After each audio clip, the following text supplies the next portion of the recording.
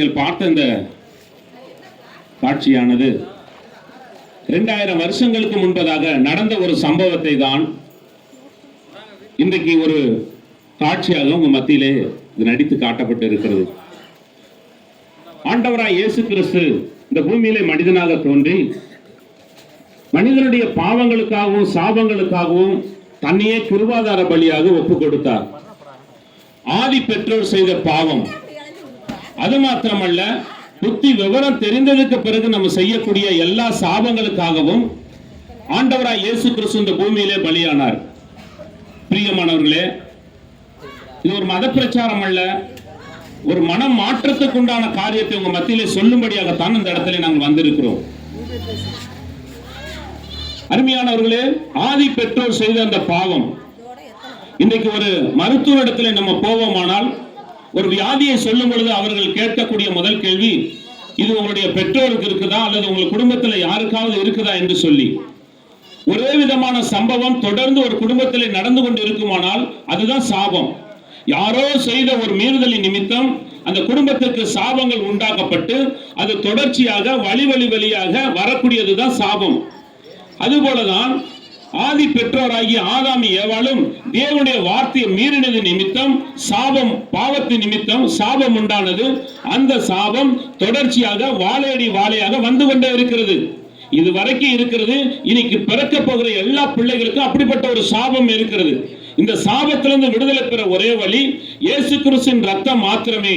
ஒருவேளை நீங்க கேட்கலாம், இயேசு கிறிஸ்துவின் ரத்தம் என்ன அவ்வளவு விலையுயர்வு பெற்ற ரத்தம் என்று சொல்லி. அருமையானவர்களே, இந்த பூமியில மனிதனாய் பிறக்கிற எல்லாருக்கும் பாவம் உண்டு. அந்த ஆண்டவராய் இயேசு கிறிஸ்து பிறப்பு என்பது ஒரு பரிசுத்தமான ஒரு பிறப்பு.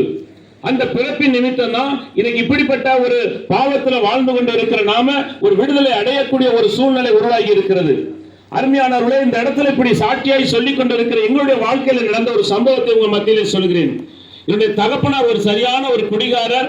அவர் எப்பொழுதும் குடிக்கக்கூடியவர், அது மாத்திரமல்ல புகைக்கக்கூடியவர், வாங்குகிற சம்பாத்தியத்தை எல்லாவற்றையும் அது குடித்து செலவழிக்கக்கூடியவர். நான் ஒரு பிள்ளையா என் குடும்பத்தில் பிறந்தாலும் எந்த விதமான ஒரு சந்தோஷம் இல்லாதபடி, சமாதானம் இல்லாதபடி நாங்கள் வாழ்ந்து கொண்டிருந்தோம்.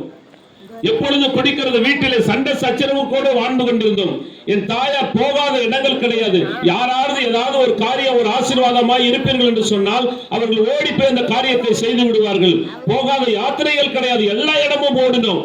இதுதான் ஒரு காரியம் கிடையாது. எங்க வாழ்க்கையில ஒரு நிம்மதி கிடையாது, சந்தோஷம் கிடையாது, சமாதானம் கிடையாது. அப்படிப்பட்ட ஒரு வாழ்க்கை வாழ்ந்து கொண்டிருந்தோம். ஒரு நிம்மதி இல்லாத ஒரு வாழ்க்கை.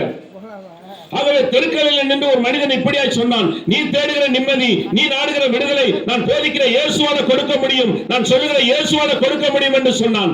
அவனை அற்பமாக எண்ணினோம், ஏளனமாக பேசினோம். அருமையானவர்களே, எங்களுடைய வேதனை எங்களுக்கு தான் தெரியும்.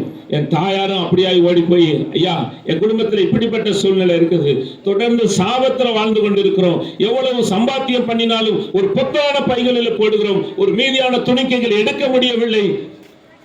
எங்களுடைய வாழ்க்கையில வியாதி, தொடர்ந்து வியாதியோடு கூட வாழ்ந்து கொண்டு இருக்கிறோமே, எங்களுடைய வாழ்க்கையில நிம்மதி இல்லை என்று சொல்லி அங்கலாய்த்து போய் நிற்கும் பொழுது அந்த சகோதரன் சொன்னான், அருமையான சகோதரியே, நீ யார் நான் யார் என்பது எனக்கு தெரியாது, ஆனா நான் சொல்லுகிற காரியம் என் இயேசுவால் வியாதியை நீக்க முடியும்.